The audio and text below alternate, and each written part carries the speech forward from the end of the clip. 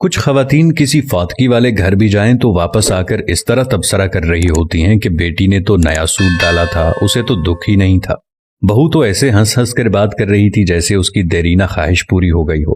کوئی زیادہ رو رہا ہو تو اعتراض، کوئی صبر کر کے بیٹھا ہو تو مسئلہ، گھر صاف ہو تو تبصرہ، صاف نہ ہو تو تنقید۔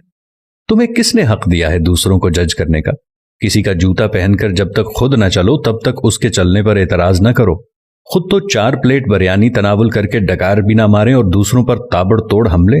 خدارا رحم کریں، کم از کم سوگ میں شامل نہیں ہو سکتی تو بلا وجہ ان کی عزت بھی نہ اچھالیں۔ یہ وقت سب پر ہر گھر میں آنا ہے اور آتا ہے۔ ہمارے مرد حضرات بھی کچھ کم نہیں، 2 لفظ تعزیت کے تو ٹھیک طرح سے بولنے نہیں آتے، اور سیاسی تھیٹر ایسے سجا کے بیٹھ جاتے ہیں کہ فوتگی پر نہیں الیکشن کیمپین پر آئے ہوں۔ جس کے سر سے باپ کا سایہ اٹھا ہے کوئی اس کی بھی تو دلجوئی کرے، اس کے غم کا مداوع بھی تو کوئی کرے، لیکن ہمیں کسی کے غم سے کیا؟ ہم تو رسم دکھاوا کے لیے گئے ہیں۔ ہماری بلا سے کوئی مرتا ہے تو مرے، ہم تو پوچھیں گے کہ بھائی جی کھانے کا انتظام ہو گیا نا؟ کتنی دیگیں بنوائی ہیں؟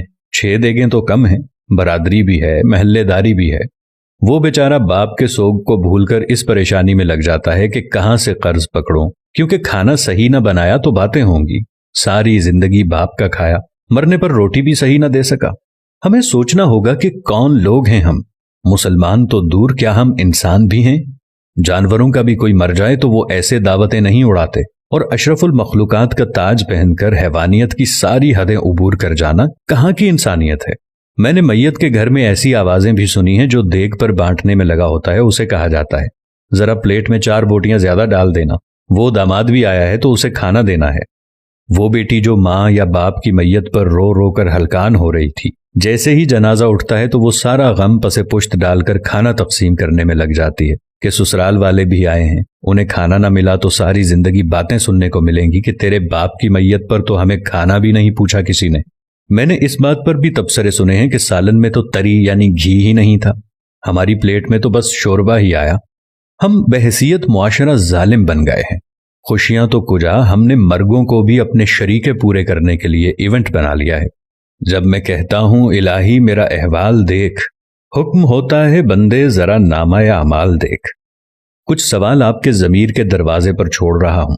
کیا ہم فطیدگی کے کھانے کا بائیکاٹ نہیں کر سکتے؟ کیا ہم بھوک لگنے پر بازار سے کھانا نہیں کھا سکتے؟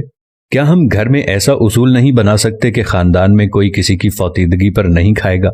سوچئے گا ضرور۔ اگر میری کسی بات یا عمل سے کسی بھائی یا دوست کو کچھ ناگوار گزرا ہو تو ان سے نہایت ادب و احترام سے معذرت۔